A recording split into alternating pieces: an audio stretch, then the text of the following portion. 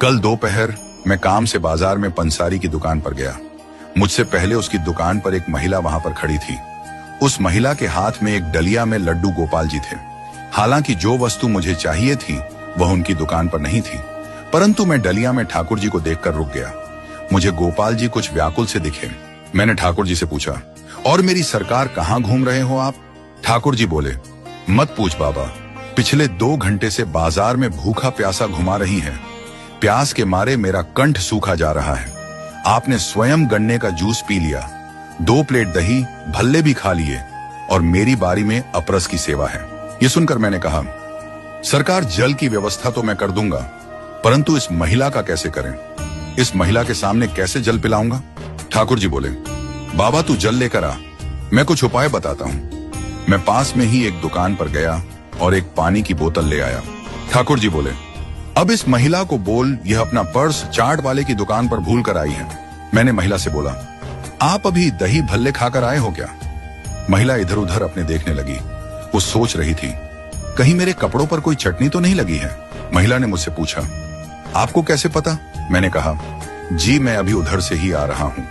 वो चाट की दुकान वाला मेरा जानकार है। उसी ने मुझे बताया कि बाबा एक महिला जिनके हाथ में ठाकुर जी हैं, यदि आपको दिखें तो उसको कहना कि वो अपना पर्स मेरी दुकान पर भूल गई हैं।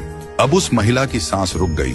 वो कहने लगी, हाय राम, मेरे पर्स में तो कुछ गहने और 10,000 रुपए हैं।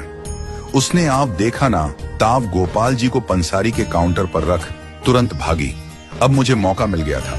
मैंने तुरंत पानी की बोतल खोली। उस समय तुलसी दल की व्यवस्था न होने के कारण मैंने ठाकुर जी की कंठी माला से जल का स्पर्श करवाया और ठाकुर जी को जल पवा दिया। ठाकुर जी बोले, बाबा अब जान में जान आई।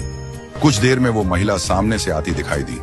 मैंने ठाकुर से कही, सरकार यदि आपकी आज्ञा हो तो इसे 2-4 अच्छी सुना दूं। ठाकुर जी बोले, रहने दे बाबा, तू किस किस को सुनाएगा? यहाँ तो ज्यादातर लोगों का यही हाल है। कहीं जाना हो तो हमें साथ में ले जाते हैं और खाने पीने घूमने का शौक किया करते हैं। मुझे तो अब आदत सी हो गई है। तू अब जा, यदि यहीं रहा तो तेरा इससे झगड़ा हो जाएगा। मैं ठाकुर जी के कहने से आ तो गया, परंतु मन सारा दिन व्याकुल रहा। मेरा आप सभी से हाथ जोड़कर विनम्र निवेदन है कि कहीं ऐसा तो नहीं कि आप भी ऐसा ही कर रहे हो, क्योंकि सेवा में किसी प्रकार का अपराध करने से तो अच्छा है कि सेवा ना ली जाए। क्यों झूठे हाथ झूठे मुंह मेरे ठाकुर को लेकर घूमते हो, केवल आडंबर के लिए, एक दूसरे की देखा देखी। मत दुखी करो यूं डलिया में ले जाकर मेरे गोपाल जी को।